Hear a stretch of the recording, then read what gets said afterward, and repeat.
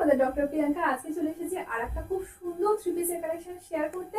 দেখো এত সুন্দর একটা বাটিক সিল্কের উপরে থ্রি পিস পরে রয়েছে, কালারটা জাস্ট দুর্দান্ত কালার। এর সাথে দেখিয়ে দিই এটার যে প্যান্টটা যাবে, প্যান্টটা হচ্ছে কি এরকম ধরনের প্যান্ট যাবে, ঠিক আছে? এরকম ধরনের প্যান্ট তোমার যাবে, এই গেল তোমার প্যান্ট।